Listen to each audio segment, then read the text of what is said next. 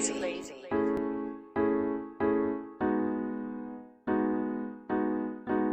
the cut.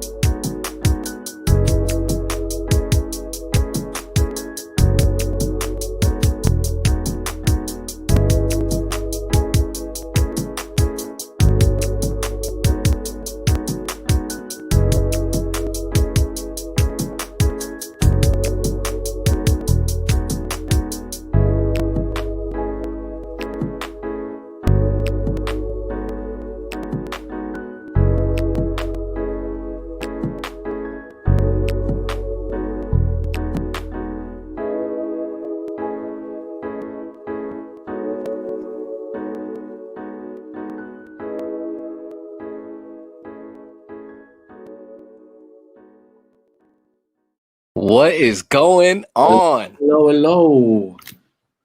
Welcome to In the Cut. You are live with Jive and the usual suspects, Pedro.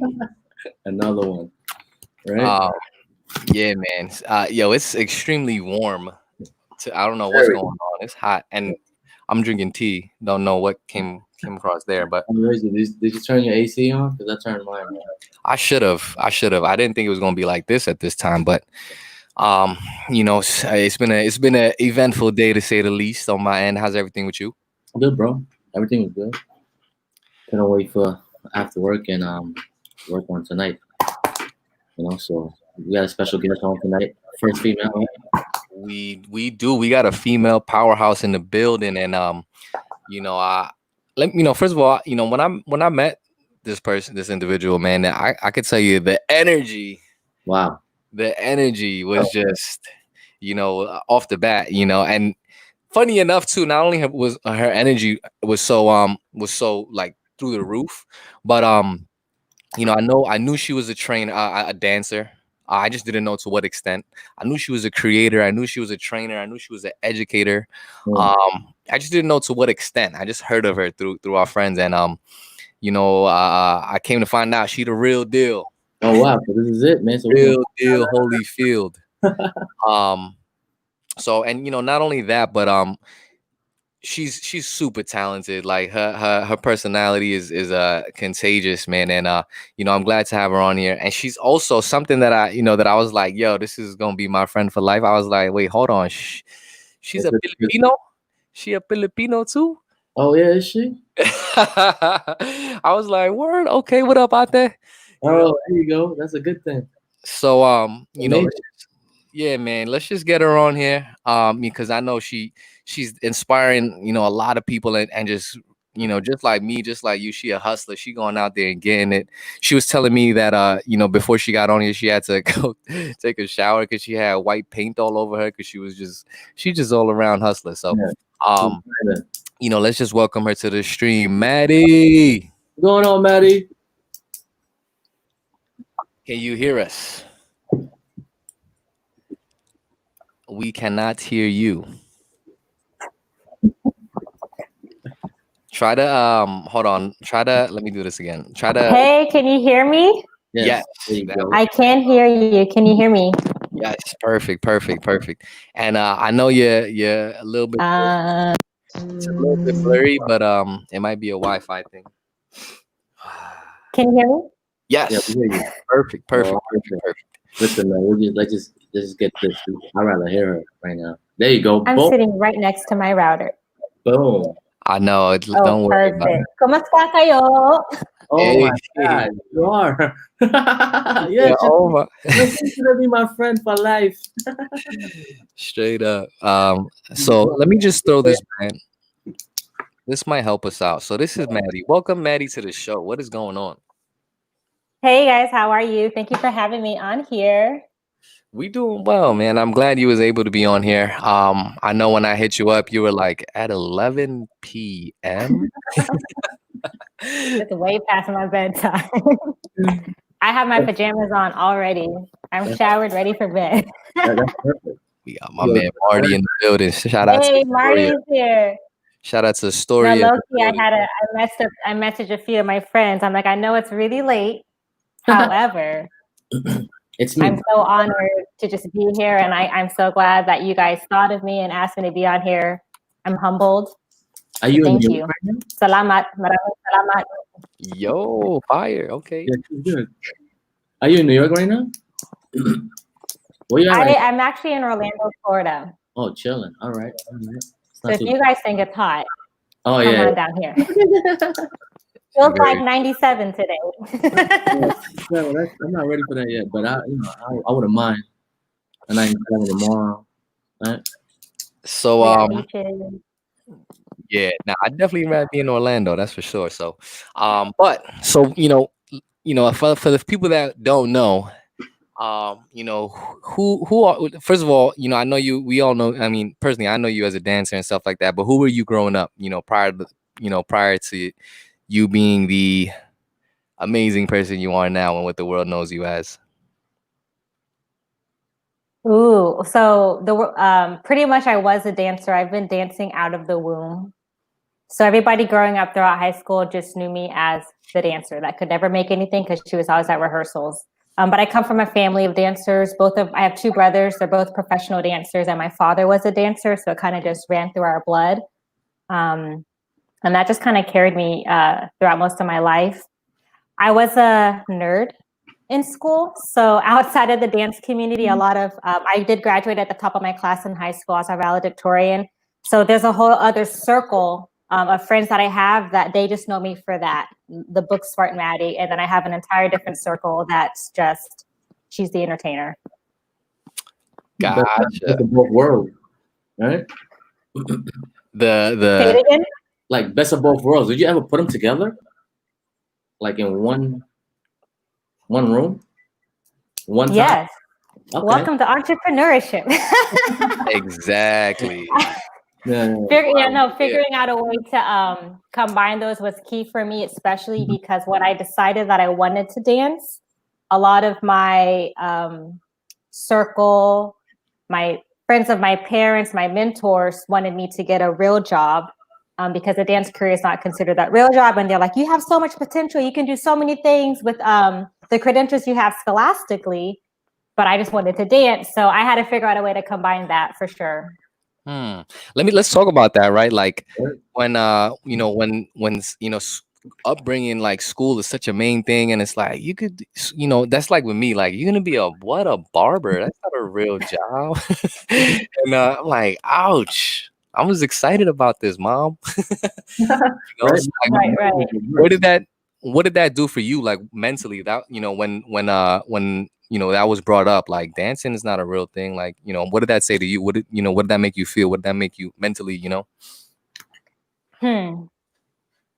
I would have to say that I'm lucky because by the time I decided to take it full time, I was so invested and I had made up my mind for so many years that nothing was going to change my mind. So I was past the point where I was vulnerable to other people's opinions about what I should do. I think a big turning point for me was in high school. My senior year of high school, within an 18-month span, I lost 14 people in my life, which is a lot to lose between family and friends, car accident. There was just a lot going on that year. And for me, it really told me how short life was. And I knew I didn't want to just go through the motions through life. And I had to figure out what makes you happy. And I knew dance made me happy. So I had to figure out somehow, some way, no matter what I do in life, no matter how much money I make, I just want to make sure that I'm happy. And I think by the time I took dance seriously as a career, my mind was just made up. It was a little hurtful because you would hope that, like, let's say my parents, for example, my biggest supporters, you would think they would be, you know, the closest people to you would be rooting for you. But sometimes the closest people to us, they fear for our success or failure, and they're so attached, and they see what a high-risk career being a dancer is, and they see the potential for me to fail at it, and they want me to just kind of play it safe, do the secure job, et cetera, et cetera. So I didn't have their support. I'm not gonna lie. I wanted to quit school and just dance instead. And my dad's like, "You're not quitting school." So I'm gonna tell you a quick story. So in high school, in college, I was on a 4-year plan to get my master's. So I won all these academic scholarships, blah, blah, blah. So I had my career set out. I was gonna become an athletic trainer. I was in sports medicine, and I was going to do internship at my high school back in Orlando. And I was also gonna intern for the Heat. So I was a Heat dancer at the time. Ooh. And I had spoken with the organization, and they have a kids camp. So not the players, but for the kids camps on the summers, that I could intern and be their athletic trainer. So I had all these set out before I even received my degree. So for me, it's like, okay, there's security, there's your life, there's your plan. Like, just all you have to do is follow the steps and go through it. And I was 20 years old. I was a sophomore in college, and I'm on a football field. It's a football game. And as an athletic trainer, our job is to sit on the sidelines and watch the players play. And once somebody gets hurt, that's when we really get into action, right? And I felt like I was looking at my life because I had checked out of dance in order to pursue my schooling, right? So I feel like I had gotten off stage. I'm in the sidelines. I'm on the back burner, and I'm watching people older than me, right? Seniors and juniors in college. They're older than me, living their dreams. They're out in the action. They're out in the limelight. They're out in the field. And I'm just on the sidelines like, okay, I hope someone gets hurt. And I can be a 50-year-old athletic trainer, but at 20, sometimes there's a shelf life on certain things that you need to pursue in life, such as dance. And for me, I was like, there's no way I'm not dancing right now.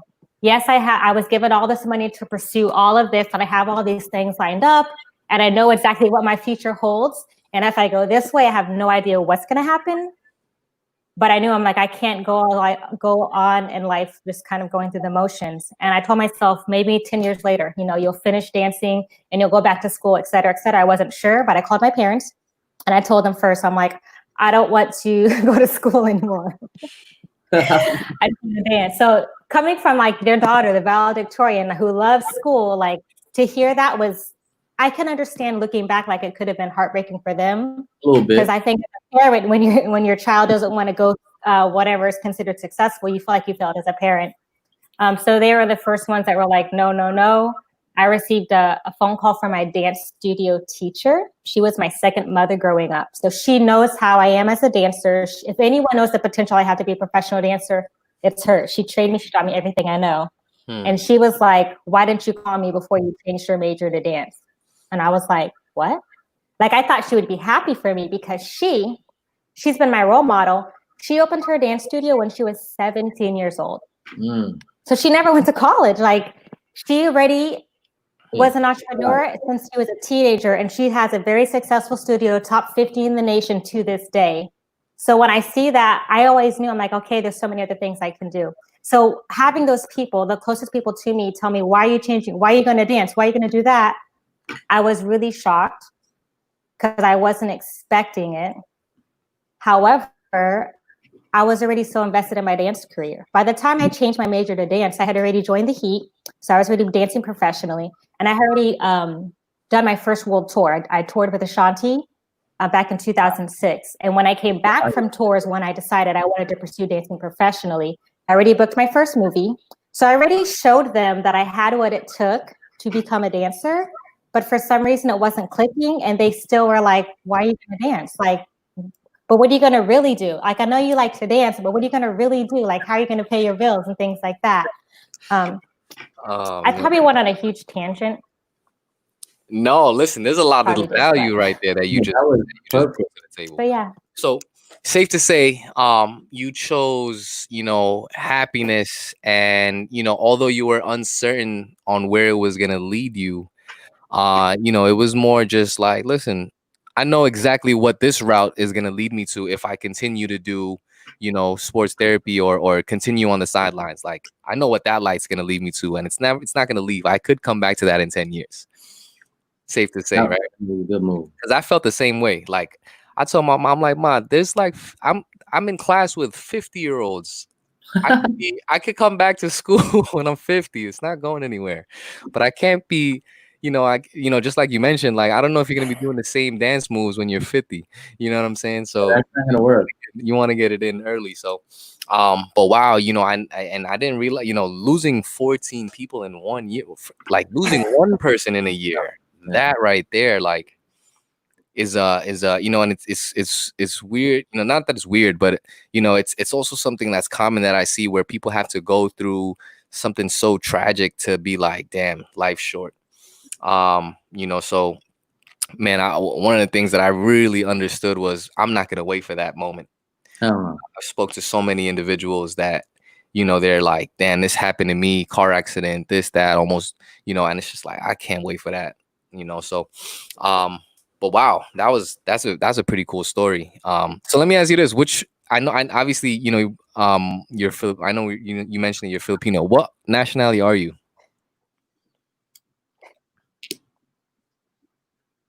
Hold on. My mom's Filipina and my dad is Jamaican European. Wow. So when you mentioned that you were gonna go to dance and not pursue school, who came out with the belt and slippers? Was it the mom or was the mom, man. That's funny. The So flip flying. and now I can't remember. what do you think? So now you're obviously you're an entrepreneur, you're a go-getter, you're a hustler. What do you think are what are some of the highlights of your career? Like some of the like things that you personally are just super proud of, being a Heat dancer, maybe a Laker girl, right? Or personally for you.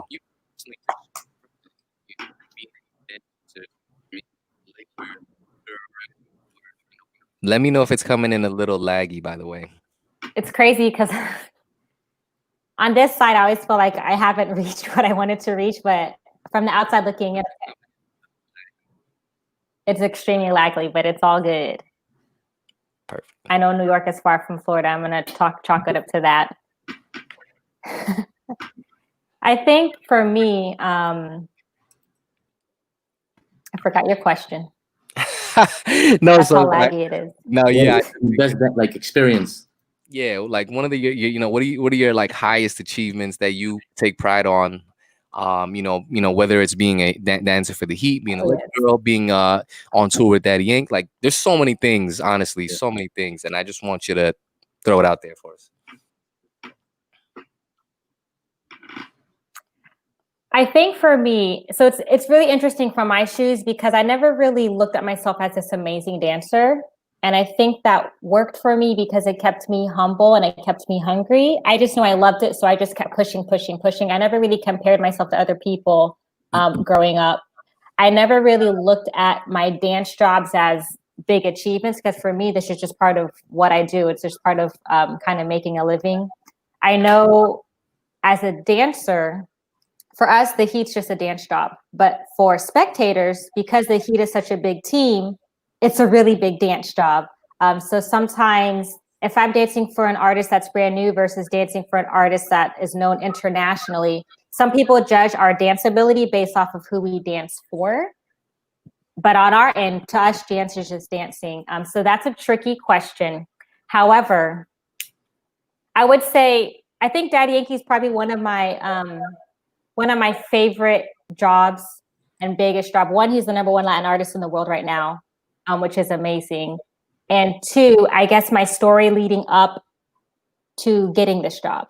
I actually retired from I've retired from dance so many times. So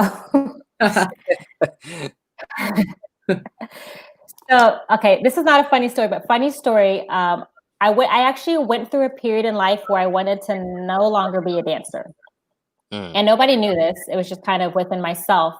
It just came to a point that if I didn't make a certain dance job or get a certain dance job, I wouldn't be able to pay my rent. So once dance became work for me, it became very stressful. It took the fun out of it. And I was like, I don't want to do this anymore. I stopped training. I stopped taking classes. I used to own a dance studio. I would cry before going to teach the kids because it was just draining me. And I didn't know why. I was also injured, never given my body any rest. So I actually moved away from LA to take a huge hiatus from dance. And I left the dance world. I just disappeared off this. And I was like, okay, it's fine. I'm going to retire. I'm going to do some other things. And I did a lot of other things. And then I realized a part of me was missing. And I didn't realize how much I would miss dancing. Once you're a dancer, you're always a dancer. It's just a saying, it's cliche, but it's so true. And a lot of people don't know how old I am. I was 18 when I did my first tour. I'm 33 now. And the youngest with Daddy Yankee, our youngest dancer right now is 15. And I know what it's like to have a body as a teenager than to have a body as a 33-year-old.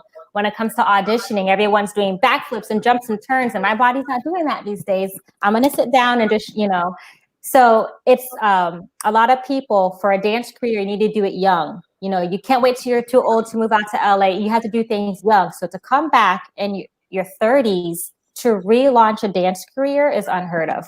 And I didn't know if I would be able to do it. I had accomplished a lot.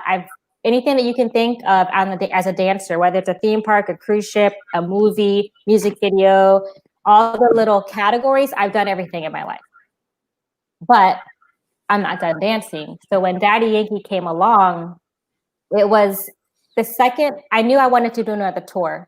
I manifested it so much. I knew I wanted to do another tour. And then I had to prepare my life to be able to be on the road. And it took me 9 months to get all my other businesses that I had in person to figure out how to get them online so that just in case the tour came up, I would be ready to go. And literally the month I had all my life online, I got a call. Are you free to dance for Daddy Yankee? Can you be in Miami tomorrow to dance for the producers? And I'm like, yes, preparation met opportunity, and boom, here I am.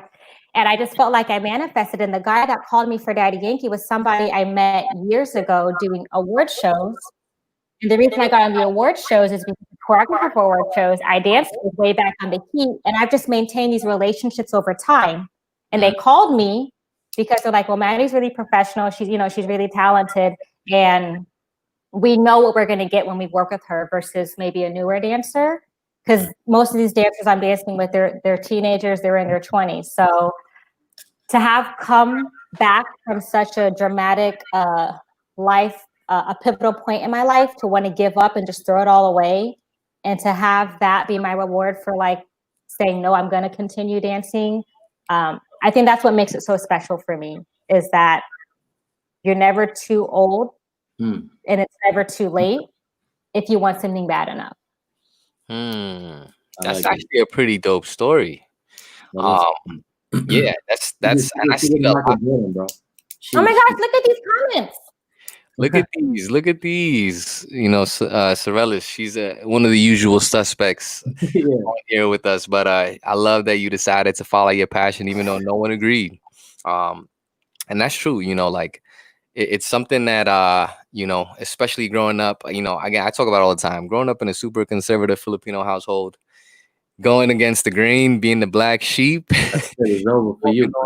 Yeah, it's usually that's how it goes. You don't get a second plate, bro. Yeah.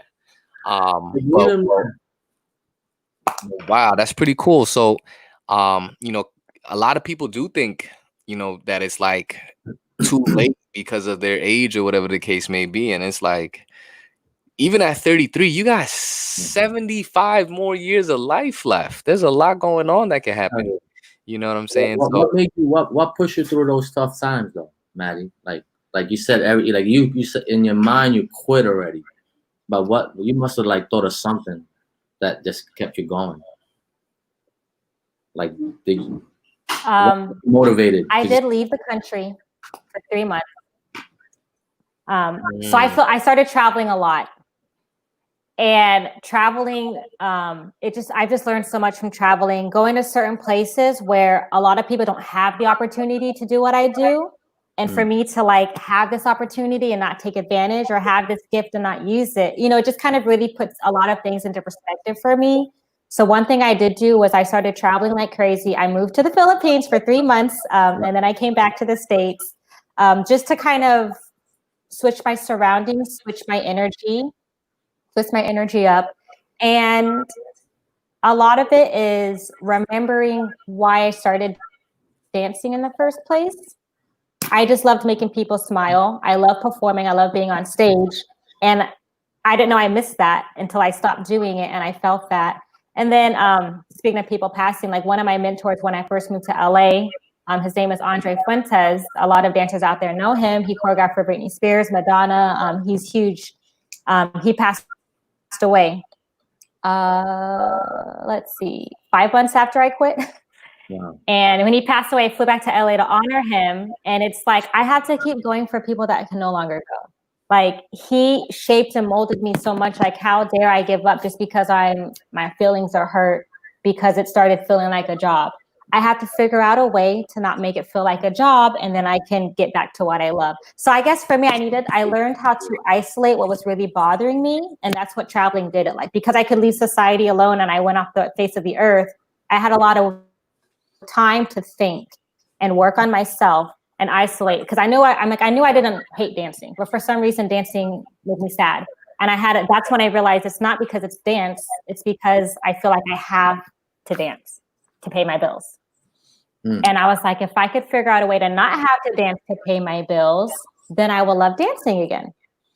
So, I am an entrepreneur. I do a lot of different things. I have multiple streams of income, and I've just set up other things to take care of that, so that now when I dance, I don't dance because I have to dance and pay my bills. I dance simply because I love it.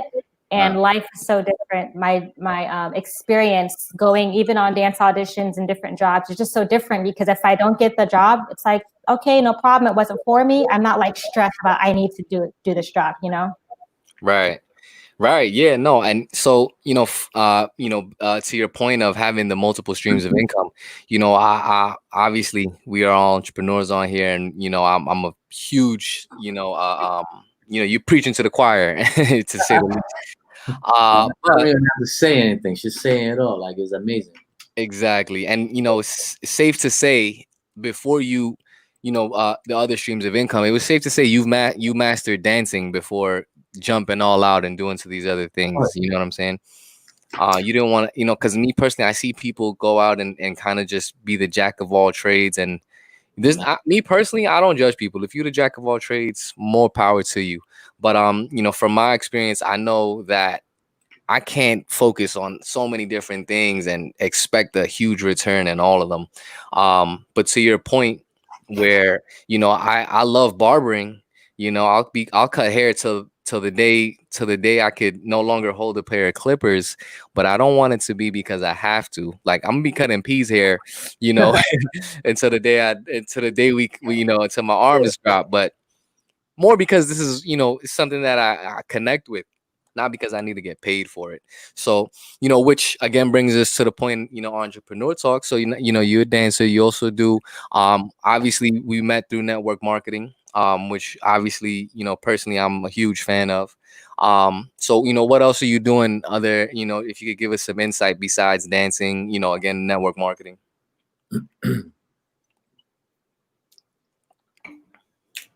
So it's probably sounds shallow and funny, but I always told myself, how can I just get paid to be myself? And because I think entrepreneurship, when we were younger, we know, okay, someone owns a business, they're an entrepreneur. So the only way you can be an entrepreneur is to own a business. But I've learned, especially as a dancer and being in the creative field, an entrepreneur just creates opportunities. And I wanted to, okay, how can I just monetize every aspect of Maddy's life? My hair has made me money. My hands have made me money. Dancing has made me money. Traveling has made me money. Working out has made me money. So I just take the things that I love to do and I figure out how to monetize them. So on the working out aspect, right? If people that love to work out and they want a lifestyle full of working out, probably become a personal trainer, right? You can take that online if you want to reach more people, et cetera, et cetera. If you love to dance, become a dancer, right? If I love to travel, you got to figure out a way. Thankfully, I have a travel business that allows me to earn income too. Let's see, I love to teach. I found a way, and it's funny. I think Jive, we were in Guatemala. Jive and I were in Guatemala together, building a school. And the day before we all started building the school, I taught in Guatemala. And at the end of our school trip, I taught again 3 more classes. So I found out a way to combine 2 of the things I love. I love to teach and I love to dance and I love to travel. Why not travel to all these other countries that maybe don't have outside dance teachers coming to their country to instruct and teach their kids? I found out a way, like a true entrepreneur should do, right? You should just figure out a way to figure out your end goal, and you probably have to design your own path to get there. I'm not gonna lie, I have a few friends that have all quit their day jobs after meeting me and noticing not the lifestyle I live, it's the schedule. It's the schedule I have to live the lifestyle I live. They all had 9 to 5s. It's funny, one, she's like right over there. She worked corporate for many years, but Is that Charlotte? No, Charlotte's her name is Jennifer. Oh, okay. Charlotte's in Texas right now. I had another friend, Nay. We talk a lot, and she was just always busy with work. And she's like, I want to do what you do. Like, it's not like you don't work; you still do stuff, but you do stuff on your own terms and on your own schedule, and it just feels different. So I've actually mentored a few people into transitioning out of, firing their boss. Pretty much, I fired my boss back in 2016, so 4 years now. And life's just been a lot different this way. So for me, traveling, I have a travel business. I have a fitness business. I have a fitness app that I've created to go virtual before this coronavirus happened. A lot of people probably think, oh, her app's because everyone has to stay home. I actually envisioned this app. I envisioned this program years and years ago. This is a lesson, actually. I envisioned this program back in 2011, which was eons ago, but I never, like you said earlier, Jive, trying to pursue so many different things at the same time, like it's almost impossible. You can. So, okay, that's a side note. I'm going to pause and get to the pursuing different things at different times. What I like to do, I have a huge wall, and at the top on different pieces of paper, I label all the different categories of like things I want to pursue. Because you may not pursue them all at the same time, but let's say one of these goals you want, if it's going to take 5 years to build a relationship in order to accomplish that, you don't want to wait until you're done with all these to start building that relationship. So you can look at and evaluate all of your, I call them streams of income, like anything you want to do, look at and evaluate them, but also be mindful if you can't give them all 100% all the time. You kind of have to pick and choose. I know for me, I'm an actress as well. In my acting world, it's seasonal. So I know when auditions and stuff are slow, that's more time for certain other things. So you just kind of, I've learned to adjust, juggle it that way and adjust that way. Depending on the season, is that what you're saying? Somewhat? Yeah, there's seasons for each one, everything, and then you just follow through whichever one comes first. Oh, that makes a lot of sense. I'm gonna write that down. Listen, it's a like lot of people don't even have bills, right? You gotta pay your bills little by little. Is that what she's doing? Right. So you was putting in time little by little on each one of them, and eventually I got you. No, what I like that too. Right. You know, having I would not even a vision board, but just having something down the line that's written down that you could build towards. So when the time comes, like you said, like right now, it just happens to be a real good time to get an app out there. You know what I'm saying? So question, is that app out already, or is that something we could download? Yes, the app is out. It's for called? females only. So I'm so sorry, fellas. It's called Fit and Fabulous. So hold on, Fit and Fabulous. Is The it? app is called Fit and Fabulous. I was trying to figure out how to It's spell and with that. the amper. It's on iPhone and Android. There's thousands of workout exercises. I do virtual training. I do it through the app. Is this how you spell it? I think. Yep. Perfect. Make sure you Oh, guys. thank you. Okay, good. So You yep, know. the app is out. Yeah, Jeff is crying. You know what's funny? The app is Jeff. Yeah, he's Why are there. you crying? 'Cause Oh, because it's in the mail. you can't download the app. I'm gonna start crying too. Shoot. Oh, because we can't download the app. Fair enough. So You can download it and have your sisters and nieces Oh, yeah, and yeah, we're gonna aunties because you We're can gonna see. share it. I'm gonna have my daughter download it. so question, what is someone that downloads the app as a female, what are they looking to get value out of there?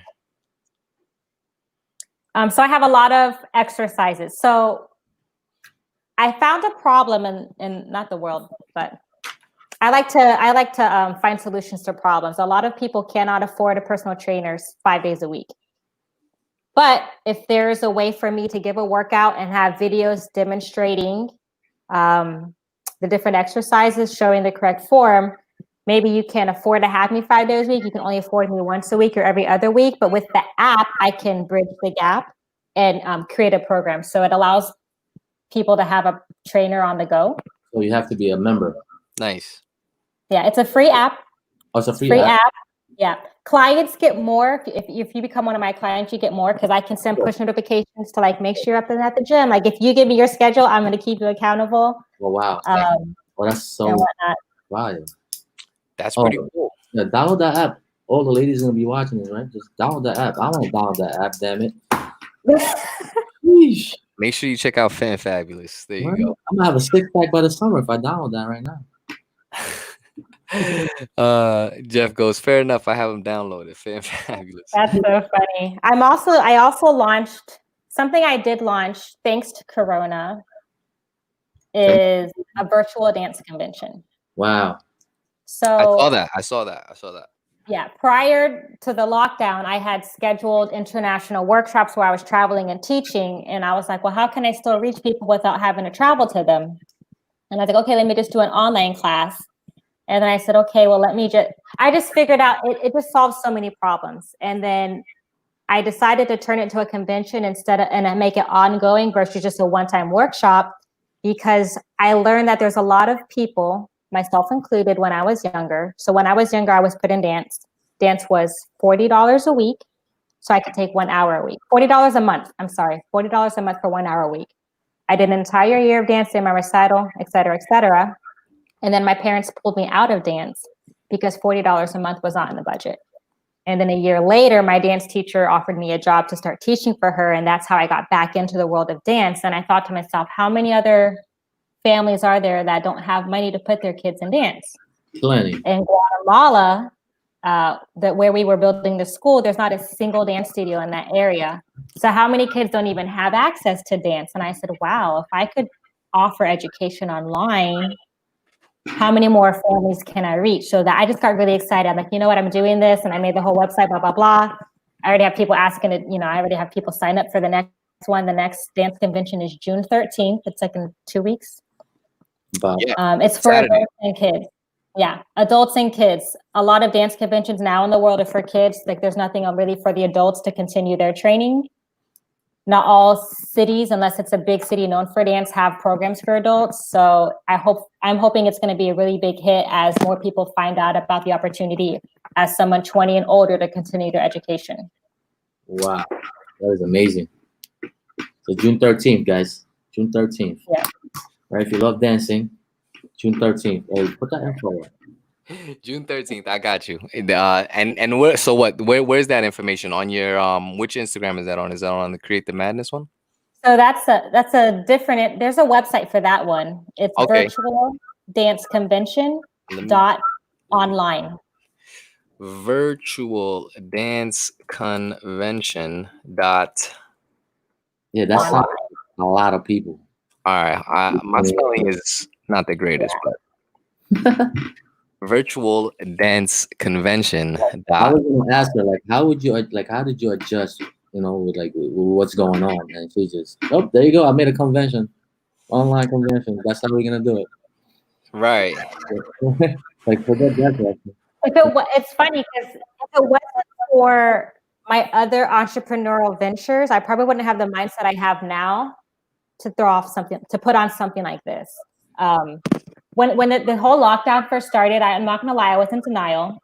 So I travel for work. I dance for Daddy Yankee. So here in Orlando, our lockdown started March 15th. I don't know, when did it start in New York? I know About it's like different everywhere. maybe about similar, about the second week of March, first week of March, something like that. Second week of March, yeah. So our last show with Yankee was February 25th. Because when you're traveling, I knew about the virus way back in December. We were traveling in December and like, there's this huge virus spread. I do all the shows. It just didn't hit home yet. So my work stopped before most of the United States work stopped. But we were just told, okay, we're just postponing, we're just pushing it back. So in my head, I was in denial and I was like, okay, we're going to get back to it soon. I was supposed to be home for only 8 days in March. I've been home all of March. I've been home all of March, all of April, all of May. And the sooner I realized, so this is the thing, a lot of people, they're like, well, what if I can't? So they don't start. Like if I knew I was going to be on tour, I wouldn't probably launched a lot of things because I'm like, I'm really busy. I'm always on the go. But the sooner I accepted, I'm not going back to tour until well into 2021. The sooner I accept it, the sooner I can move up forward. I'm like, okay, I got to figure out what to do next because I'm not, and I don't do this anyway to anybody, but I'm not going to. I've been an entrepreneur my entire life. I've been dancing and paying my bills with dance my entire life. So I don't know what it's like to work in an office. I'm not saying that I'm not capable of it, but it's going to be a huge culture shock when I know how to generate income. So for me, when I know my streams of income are all cut, I also do real estate. Nobody's traveling anymore. Real estate's going down. When all my streams of income are being cut, like on the spot, I'm like, okay, I need to figure out what to do next outside of, because even if I were to get a job, it's only going to be temporary. But I choose to spend most of my time on long-term, like I'll divvy up my time, but I'm going to spend most of my time building long-term ventures. And I was a little sad, a little bit in a denial. And I was like, why is this happening? Because when we first went, even with the unemployment, initially freelancers were not part of that. So I'm like, not only don't I have a job, I'm not allowed to apply for unemployment. And then when we were, they already ran out of money. Like there was just all this going on. So I had to think to myself, okay, what's gonna be the next phase coming out of this? Because I think coronavirus is teaching a lot of people to use the internet a lot more. Coronavirus is teaching a lot of people how to work from home. Coronavirus is showing a lot of people what it's like to be there when your kid needs help with their homework, to be there when there's a birthday party, more time with your spouse, more time with your parents, more time with, I see my brothers more often now because I'm here, So although it's putting us in a stressful situation financially, there are upsides to it. So no matter what you go through in life, I think the number one thing you should always ask yourself in every single situation, what am I supposed to learn from this? And how can I turn this into some type of opportunity? You have to just sit and brainstorm and think and ponder and do what you need to do to think, and a lot of it is being out in nature, going for walks, going biking, getting away from technology and people. And then ideas just come to you and then immediately act on your idea. Don't wait. Don't wait at all. Immediately. Act on it. Immediately. Immediately act on it, because there's a million people with your idea. Probably it's whoever acts on it first. And the world is changing fast. So I'm in my 30s. So I grew up where smartphones didn't exist when I was younger. Like a lot of people don't know all my dance career because I didn't film anything until like later on in my life. But you have these younger kids that they already know. There is like this 12-year-old that's already a millionaire. Like they already know. They've watched their parents. So, and us too, we watched our parents who have worked the typical job retire, but maybe have to reduce their lifestyle or get another job. Like retirement's just not what it's cracked out to be, right? Definitely not. So when we know that, why, for me, I'm like, why would I do that? Like, if like you should follow the people that have the lifestyle you want. And if I know that we couldn't afford to pay $40 a month for me to take dance class, and I wanted my life to change. That's why I busted my ass so much in high school. I'm like, okay, I just want to be successful in life. And then I get to become an adult. I'm like, there's just more bills. I'm making more money, but there's more bill. Like I just couldn't get out of the cycle. And I had to learn. I realized I didn't know anything about money. They don't teach about it in school. So I really had to increase my financial literacy and learn about different ways to make money and learn different ways to create money and be open-minded to all kinds of ways. So especially now during this Corona time, That's all you can think it's the best time to like just try new stuff. Like everyone's home. Like no, Everyone is home for sure. you have time to try to do something. That's for me. That's what you got to that's come up what with something. Right? You got to come out with something. I was like, I got to figure this out because that one-time stimulus shit. What was I going to do with that? Right. And you know what's so I think that's why. So, you know, personally, I know for a fact that we, this coronavirus is leading to this depression that's going to happen, and that we're going to live through something that a lot of people haven't experienced. And I personally know for a fact there are going to be more businesses and entrepreneurs coming out of this this time in our lives than ever. They thinking right now as we speak. Yeah, people are thinking, doing something. The real is, I think, something.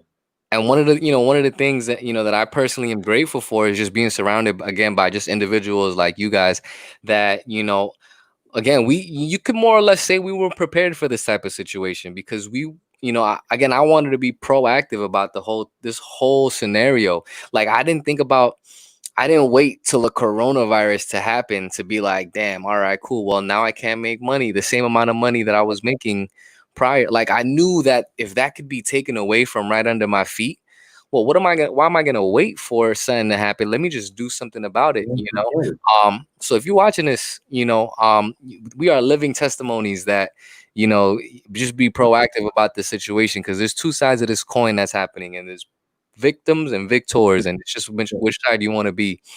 And this is why we're even on this podcast. Yeah. A lot of people definitely hurt. A lot of people, I've been hearing a lot of stories too, like, yeah, you hear the good stories, but you also hear like some horrible stories where people are stressed out, they don't know what to do. Like you've been cooped up in the house for like 60 days. I can't, like they miss outside. Everything's happening. Now you're by yourself talking to yourself. Understand? Like I don't trust myself by myself. I start making up things on my own that doesn't even exist. And then, that's what I think that's what's happening to a lot of people today. So they just, like you said, be proactive, right? Do something, like go for a run, like you said, bike ride, go for a walk, enjoy the weather, do something. It's getting hot, right? Just to get things off your head.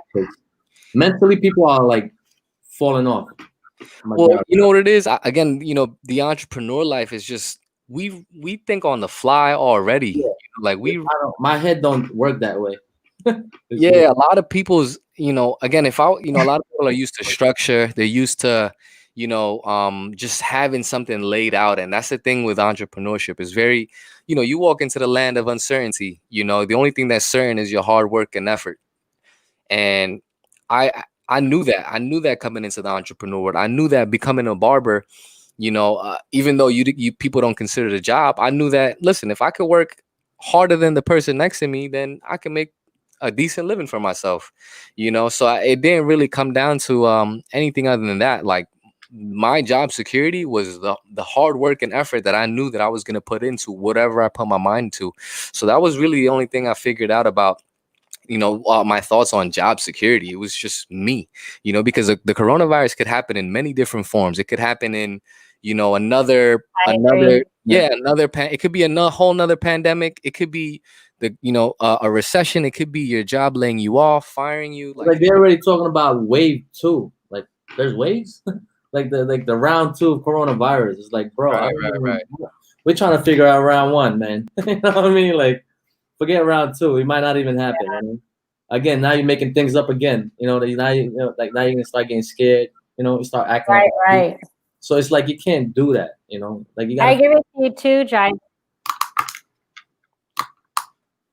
Yeah, it's such a again, we on some interesting side, and this is why I even created this podcast. Like I knew, like, listen, I'm gonna be sitting at home. Well, let me just go do something about this. I can't just sit down and just watch life happen. Let me go do something about it, man. Now we on here. So one of the things that I, just because I know you're super creative, I know you're just an all around hustler and hard worker. Um, you know, Coming out of this pandemic, or coming out of these times right now, you know, what is your day-to-day like motivation of getting up and you may have touched on this earlier, but like, a lot of people are sitting at home right now, and they may be watching this. If people might catch this in the future, but if you're watching this right now and you're in a time of uncertainty, like what is something that you want to leave them with?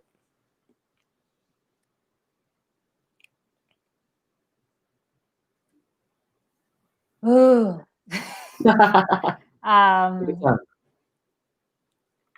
Damn. So for fellow entrepreneurs, I feel like it's a two-part conversation for people that have never experienced entrepreneurship. Because like you said earlier, we were prepared for, like, when the virus first hit, I'm not gonna lie, I was a little bit chilling because I'm used to, in between gigs, I'm just like just chilling, I'm just home anyways until the next gig. So we're used to like seasons. People that work a day job, they're used to, like you said, the structure. And so because their mindset and their education or the knowledge or information they have and their perspective of money is different than an entrepreneur's, what's gonna hit home for them is gonna be different from an entrepreneur. For if you work a day job and you don't have your said day job, and you're relying on checks that are coming, these checks are helping a lot of people. But so people that work a day job, they think very week to week, month to month. I think months out, years out, right? So I already, the check is only for 12 weeks. Like that's going to end before you know it. So we already know that it's temporary. So that can't be the thing to rely on. And the check is, maybe they'll extend it, but I think a lot of people are taking the checks and they're waiting for their jobs to reopen. And they haven't accepted that, okay, what if your job doesn't reopen, since you have time to prepare? It's like you've gotten laid off, but they've given you a severance pay for 12 weeks to figure out your life before the next phase. This is a blessing to figure out the next step now, as opposed to waiting. Like, don't wait for you can no longer wait for an opportunity to come. There's people that wait for opportunities, there's people that take opportunities, and there's people that create opportunities. The entrepreneurs, we like to create the opportunities. Investors like to take opportunities. And then if you've never done either, you probably are used to, no offense, but it's just like the category, you wait for the opportunity. Once it comes, you embrace it. So you now have to just kind of shift your thinking first to having just more an entrepreneur mindset. And I would say you have downtime, start reading. Because if your mindset doesn't shift, no matter what you try to venture to, you're going to revert back to what you've been doing for 20, 30, 40, 50 years. It's not going to change overnight. You have to work on your mind. You have all this time at home, read. There's a lot of audiobooks on YouTube. If your bookstores are closed, Amazon, like there's literally no excuse. So invest in yourself okay, there's never going to be a normal. I have to create my new normal. If the world is shifting, you have to shift with it. Facts. So just shift your mindset is all I can say. And if you're an entrepreneur out there, and there's entrepreneurs, like our job is just to create. So there's so many levels to entrepreneurship. I used to own a brick and mortar business. Evaluate the industry that you're in. Is it an industry that's going to bounce back? Maybe they'll bounce back in 5 years, but let's say if it won't bounce back for 5 years, you have to figure something out at least for 5 years, and then maybe when you can go back to that. So even as entrepreneurs, within your different projects, myself included, some of my projects are on a longer pause. Like my traveling the world and teaching is one of my entrepreneur, because as your own business, right? So I just consider myself a business. that one of those hustles, I know I'm not going to be able to do, right? So evaluate which of yours can you do now, which of them can you not do, but because of a certain circumstance, and if you could change that circumstance, will that allow you to do it? Then do that. And if you're stuck, start looking online. To be honest, working from home is one of the best things you can do because everyone's stuck at home. There's a million ways to work from home. Just start looking into it yourself. Get primary information, firsthand information. Don't listen to what people are saying. Just research everything yourself and just figure out something.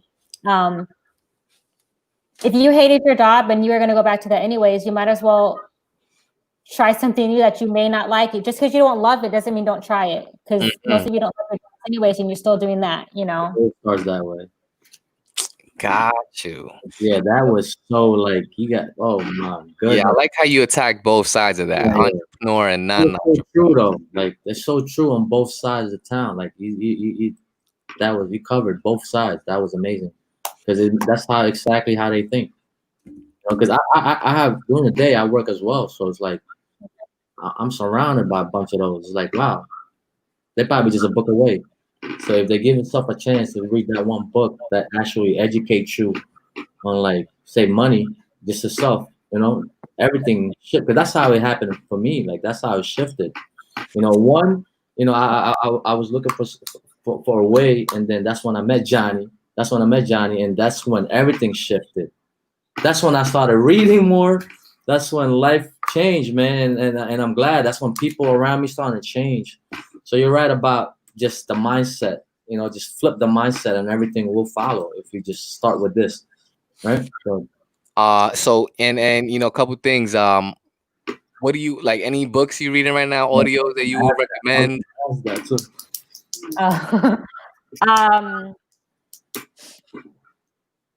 Or one of them that changed the game for you? My bookshelf's way over there. Rich Dad Poor Dad. Oof. Okay, so the Rich Dad Poor Dad changed the game. It's very simple. If you don't know anything about the cash flow quadrant, if you don't even take time to read the whole book, if you at least understand that, a lot of people, you have your income, your expenses, your assets, your liabilities. A lot of people use their income or have a job to create their income, to pay their expenses, and they have a liability. And if you shift the mindset to create an entrepreneur venture that will give you the income to do all that, it's just the way the money flows. It rotates. It's the simplest idea that we know nothing about. So I think I would start there first because there are some people that don't want to do entrepreneurial. You don't have to do entrepreneurial things if you don't want to. A lot of us do entrepreneurial things because it's a vehicle or it helps us get to a bigger goal. It's not because, I just want to be a business owner for the sake of owning a business, right? It's what being a business owner may allow us to do.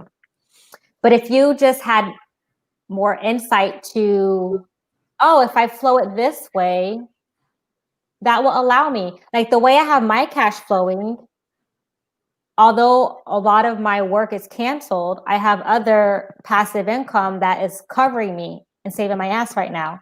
And thank God I learned about this passive income. And I was blessed.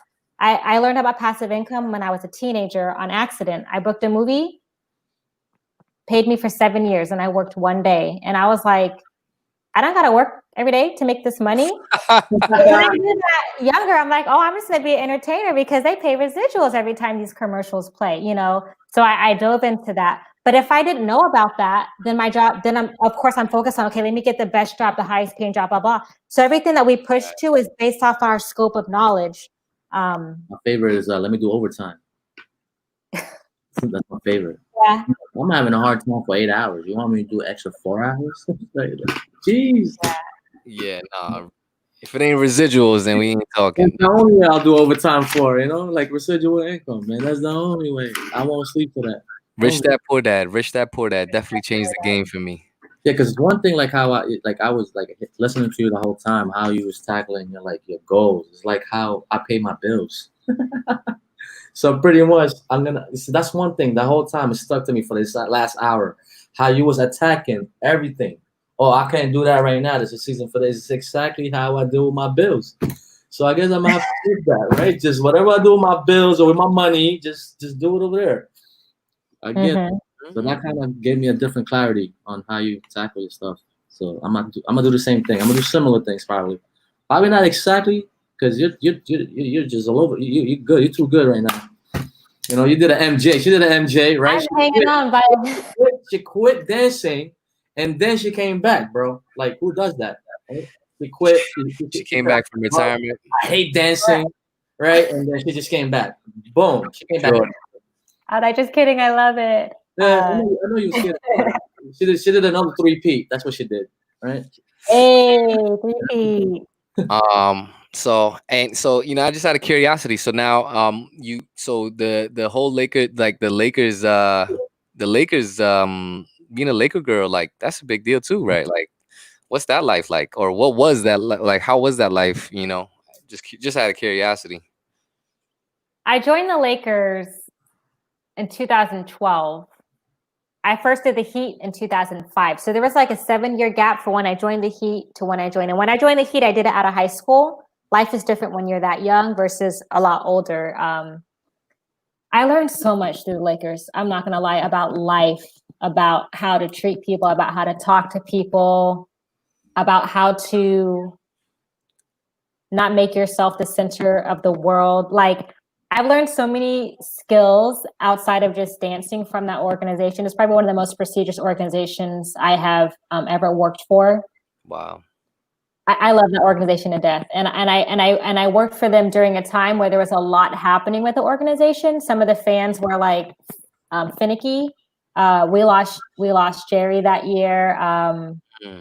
Dwight came that year. Shaq retired his jersey. Kareem Abdul-Jabbar was on it. Like, there were so many monumental things for the Lakers organizations that happened that year. And it was just a blessing to be a part of it. I loved it. I went out to LA and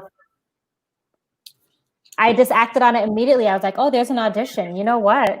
Like, sometimes you have to just go. Like, if your spirit tells you to do something, you have to just freaking do it and don't overthink it. And I did. I didn't think like, okay, but if I do this, then I won't be able to do that. Won't be able to do that. You know. So you just packed your bag and left. That's what you did. Well, it's funny. Brave. I was on a cruise ship before LA, and then I got injured on the ship, and then instead of shipping me back to Florida where I live, they shipped me to LA. Oh, and got better over there and took care of business. That's exactly. Wow. You have to, yeah. Yeah, of course. Yeah, that's another thing, right? You have to stay ready so you don't have to get ready. That's exactly what she is. Get ready. Yeah. Boom. Caught that. Well, and I have one thing, because I know there's this meme that's going out, and I have to just speak on it because I've had a lot of. There's like a meme going out that's saying if you don't come out of quarantine with a new job, a new skill, a new something, then you're just lazy. And then there's other people on the flip side that are like, what if it's okay if you just want to take care of something, blah, blah, blah. You know what I mean? Like, so there's two very different perspectives of it. But when I look at it, I just like sit back and laugh because I'm like, I think both people are right. For me, I'm a workaholic. And the more I work, the less qualities in my work, because I start burning myself out, especially when it comes to creativity, right? So for me, it is a skill to learn how to relax, because I never relax. So for some people that are always busting their ass all the time, if they just want to chill out, but they're not used to chilling out, maybe that's their skill. Their skill is to relax. Maybe your skill is to learn what it's like to listen to yourself, to love yourself, so that you can figure out and realize, crap, I wasn't happy with what I've been doing for the last 10 years. When you're going so fast, you don't realize, you can't feel. You just go through it numb. So sometimes you need to sit your ass down and just do nothing and let things come. Ooh. So I want to speak to both. Like, I don't think either are right or either are wrong. I think it just depends on where they are. And like, if you had an idea and you keep, I've always wanted to do this, I've always wanted to do it. If that's all you preach, well then, yeah, now go do it. Now you have the time. But if you haven't had any of those things to do and all of a sudden you have time, don't feel like you're wrong for not coming out of here with a new business venture or new this or new that. You know what I mean? Everyone has to run their own race. Good point. Yeah, that's such a good point. You know, in the same token, I see a lot of people that think that they're busy, and they just running around in circles, you know, and not really, you know, you are busy. I'm not taking that away from you, but you know, you're running in circles and not really getting anywhere. So sitting back and just reevaluating your moves, you know, and especially during this time where, you know, God slowed everything down for us, I think it's such a huge time to do so. You know, and maybe, you know, this is not the time, like you mentioned, to, you know, to go out there and start doing, because you are already such a workaholic and doer prior to this whole pandemic, that Time for you to relax. now it's like, yeah, let me just see what's my life been like up until, you know, 27 years since I've been born, and where am I at with it, you know. And you know, one of my favorite lines that Pedro, you know, me and Pedro talk about all the time is, man, we're not a tree. You could get up and move and go the other way. What? You Oh, know? you Yeah, know, you can get out of there, bro. Like the good thing about us humans is we have a choice. That's the one thing I learned. Like, oh, we have a choice. You know, just make sure you choose to do the right thing. That's all. You know, there's a good and bad. Just do the right thing. That's how that goes for me. well, on that note, it is past 12 a.m. and we've been live in the cut, and I you know, And she probably have like a whole itinerary that we can still probably talk about for hours. She's coming back. Maddie's coming back. yeah, for sure. Make sure you Yes, can. thank you. Maddie covered 2 sets of people, which is amazing. I was like, damn, she didn't even, you know, she just went for it, and which is, I like you said, they both right, and it's fair. You know, I'll give you that. I give it that. Make sure you connect with her on all the platforms. If you a dancer, if you a creative, you an entrepreneur, reach out.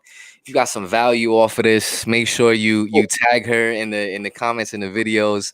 But Maddy, you know, we'll talk sooner than later. I appreciate you, Maddie. So Thank you so much. Maraming salamat.